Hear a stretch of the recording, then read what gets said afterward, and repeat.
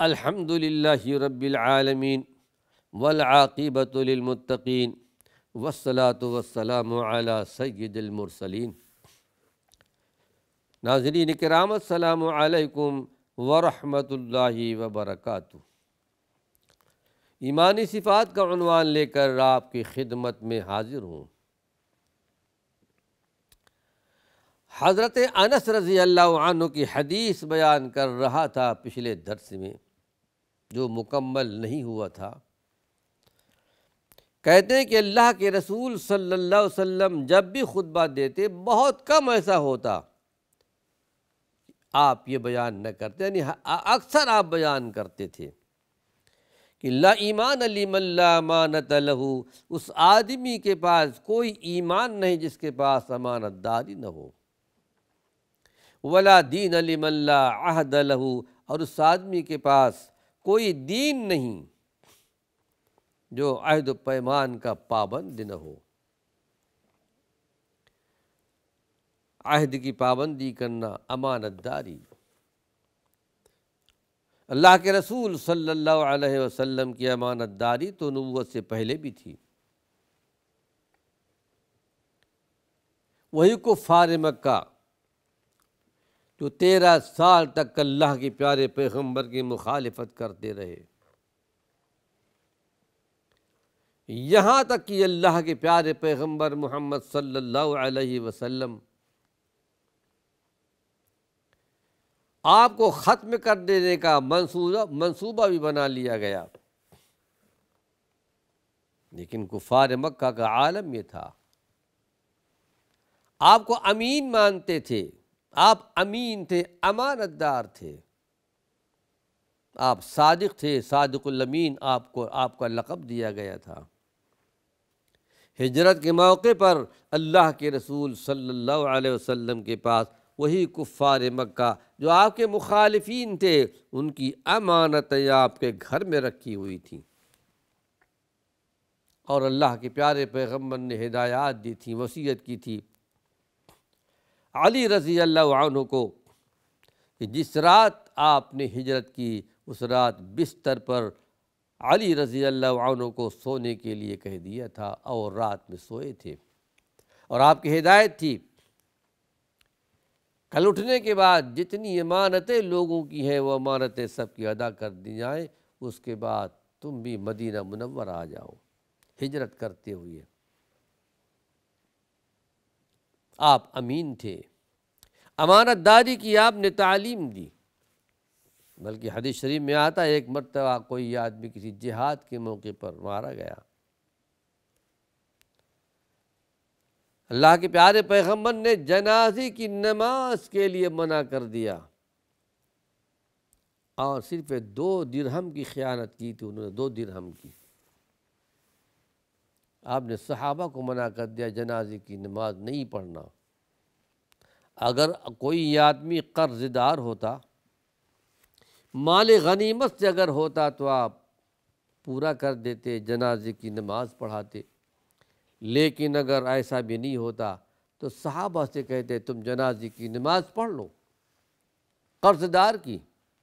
لیکن یہ امانت میں خیانت کرنے والے کے لیے اللہ کے پیارے پیغمبر نے صحابہ کو منع کر دیا کہ جنازے کی نماز نہیں پڑھنا۔ ذرا اندازہ لگائیے ناظرین کرام، یہ اللہ کے رسول کے نزدیک کتنا بڑا جرم ہے۔ پھر یہ کہ امانت داری، تاریخ میں آتا ہے امام بخاری رحمۃ اللہ علیہ سفر کر رہے تھے سمندر کے راستے سے، ان کے پاس 1000 دینار تھے، کسی ساتھی کو بتا دیا تھا، اس کے بعد وہ ساتھی اچانک سمندر میں کشتی پر ہے، اعلان کرتا ہے کہ 1000 درہم و دینار میرے تھے وہ غائب ہو گئے۔ تلاشی لی گئی، کسی کے پاس نہیں نکلا۔ امام بخاری رحمۃ اللہ علیہ کے پاس بھی 1000 درہم تھے، وہ بھی نہیں ملے۔ بعد میں اس نے اس آدمی نے آہستہ سے کہا کہ میں نے آپ کے پاس تو 1000 دینار دیکھے تھے۔ تو کہا بھائی دیکھو میں حدیث لکھ رہا ہوں، اور پھر آج 1000 درہم و دینار کی وجہ سے میں مشکوک ہو جاتا، لوگ شک کرتے ہیں حدیث پر، اگر میرے پاس مل جاتا تو لوگ یہی سمجھتے کہ ہاں امام بخاری نے لیا ہے، محمد بن اسماعیل بخاری نے۔ احادیث پر شک کرنے کی وجہ سے، اس خیال سے میں نے 1000 درہم و دینار کو میں نے سمندر میں ڈال دیا، یہ قربانی دی۔ یہ وہی امام بخاری رحمۃ اللہ علیہ جن کے اخلاص کا یہ عالم تھا، ایک ایک حدیث جو لکھتے تھے، بہت تحقیق کرنے کے بعد 2 رکعت نماز پڑھتے، استخارہ کرتے، اے پروردگار عالم تیرے نبی کی حدیث ہے میرے دل میں القاء کر دے، یقین پیدا کر دے، اس کے بعد وہ حدیث لکھا کرتے تھے، اور اس عمل کو اللہ نے ایسا قبول فرمایا، ایسا قبول فرمایا کہ بخاری شریف آج ہر مقام پر پڑھائی جاتی ہے، حدیث کی مشہور کتاب، اور اصح الکتب کہا گیا ہے، تمام حدیث کی کتابوں میں سب سے زیادہ صحیح کتاب۔ تو امام بخاری رحمۃ اللہ علیہ نے پھر یہ کہ امانت داری کی بڑی فضیلت ہے، اور اسی بخاری شریف کے اندر ایک واقعہ اور ہے جو میں آپ کے سامنے پیش کر رہا ہوں۔ اللہ کے پیارے پیغمبر محمد صلی اللہ علیہ وسلم نے پچھلی امتوں کا ایک حال بیان فرمایا، ایک آدمی کا واقعہ بیان فرمایا۔ ظاہر ہے کہ آپ کے پاس غیب کا علم نہیں تھا، جو کچھ آپ بیان کرتے تھے اللہ کی طرف سے یا جبریل امین آ کر بتایا کرتے تھے، اللہ کی طرف سے آپ کو القاء ہوتا، بتایا جاتا، وہی چیزیں آپ بیان فرماتے تھے۔ ایک آدمی سمندر کے کنارے ایک آدمی سے قرض طلب کرتا ہے 1000 دینار، ٹھیک ہے میں تیار ہوں دینے کے لیے، کوئی گواہی لاؤ۔ کہا گواہ تو اللہ کے سوا کوئی نہیں ہے، 1 مہینے کے بعد میں اسی مقام پر کشتی سے آؤں گا، آپ کا 1000 دینار میں آپ کے حوالے کر دوں گا۔ اللہ کی گواہی پر 1000 دینار دے دیا، سمندر کے راستے سے چلے گئے۔ بخاری شریف کا واقعہ یہ 1 مہینہ ہونے کے بعد اپنے وقت موعود پر، وعدے پر آئے، سمندر کے کنارے کشتی ملے، 1000 دینار بھی ان کے ساتھ ہیں کہ جا کر کے میں ان کے حوالے کروں گا، کوئی کشتی نہیں ملی، سخت پریشان ہوئے، اپنے وعدے کو یاد کرتے رہے کہ یہ دینے کا وعدہ ہے۔ آخر اللہ پر توکل کرتے ہوئے ایک لکڑی لی، اس کے 2 حصے کیے اور بیچ میں 1000 دینار رکھا اور اس کو باندھ دیا گیا، باندھ کے سمندر کے حوالے کر دیا۔ اللہ تو ہی اس کو پہنچانے والا ہے۔ یہ اللہ کے نیک بندوں کی کہانی ہے، ان کے قصے ہیں۔ کاش کہ امت محمدیہ کے اندر بھی یہ صفت آ جاتی، ہمارے اور آپ کے اندر بھی۔ ادھر وہ اپنے وعدے کے وقت لینے والا درہم وہ بھی سمندر کے پاس آ چکا ہے کہ آدمی آئے گا اس سے 1000 دینار ملیں گے۔ کشتیاں آئیں لیکن بہرحال کوئی نہیں آیا، سخت پریشان ہوا، نا امید ہو کر کے آدمی واپس جا رہا تھا، دیکھا کہ سمندر کے کنارے پر ایک لکڑی چھوٹی سی آ کر لگی ہے، اسی کو اٹھا لیا، گھر جا کے دیکھا، اس کو کھول کر تو اس میں 1000 دینار موجود تھے۔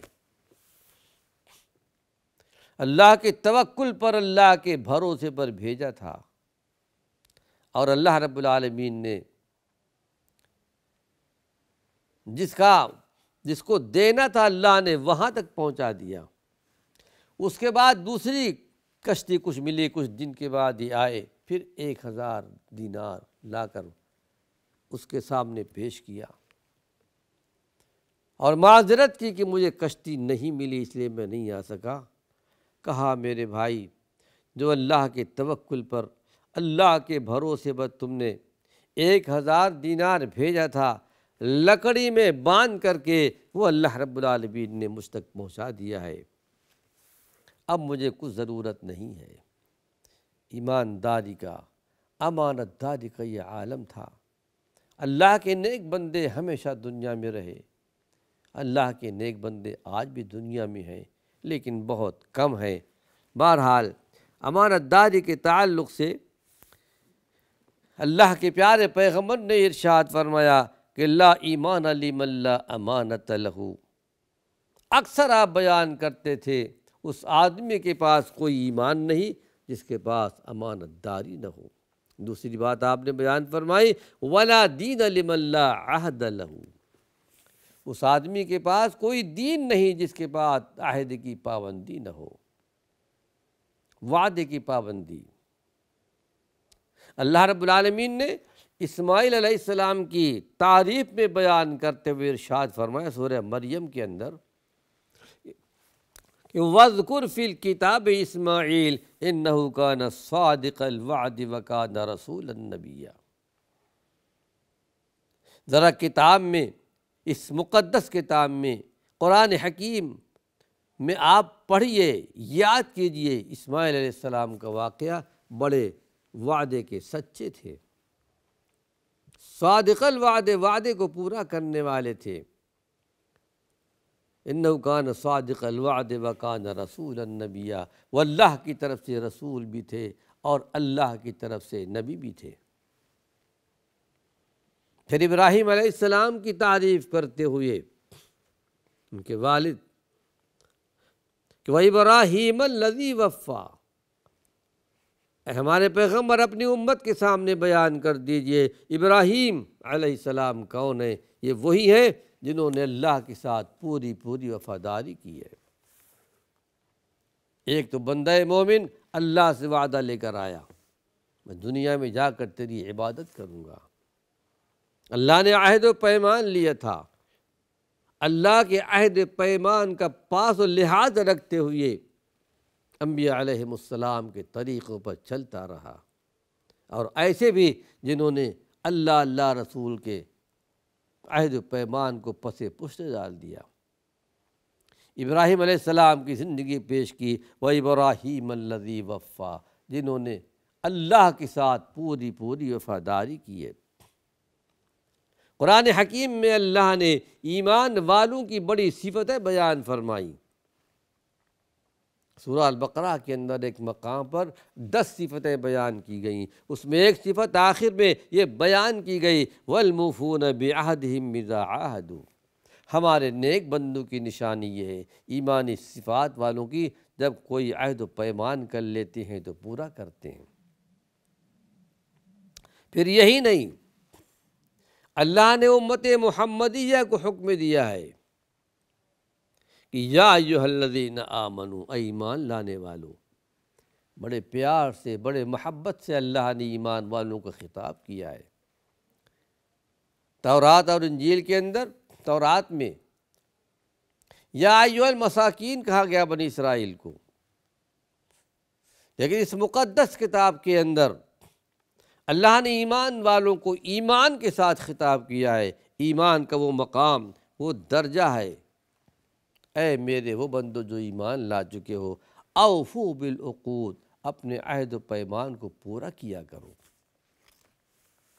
تاکہ معاشرے کی اصلاح ہو جائے۔ پھر اللہ رب العالمین فرماتا ہے وَبِعَهْدِ اللَّهِ أَوْفُوا، اے لوگو اللہ کے عہد کو پورا کرو۔ پھر کئی حدیث شریف میں آتا ہے قیامت کے دن تم سے عہد و پیمان کے بارے میں پوچھا جائے گا۔ اللہ سے دعا ہے کہ پروردگار عالم ہمیں عہد و پیمان کی پابندی کی توفیق دے، اور اس کے ساتھ ساتھ امانت داری کی اللہ رب العالمین ہم سب کو نعمت عطا فرمائے۔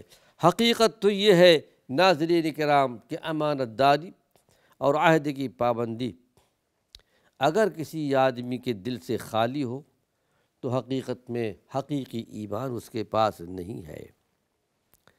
اور پھر ایک بات کا اور ذکر کرتا چلوں، جہاں کہیں بھی اس سے پہلے بھی عرض کر چکا ہوں کہ لا ایمانہ یا لا یومن کا لفظ آتا ہے کہ اس کے پاس کوئی ایمان نہیں، تو اس کا مقصد بالکل ایسا نہیں کہ ایمان سے بالکل خالی ہو گیا ہے اور کفر کی دنیا میں جا چکا ہے، اب وہ اسلام کے کفر کے حکام یعنی کفر کے حکام اس پر جاری ہوں گے۔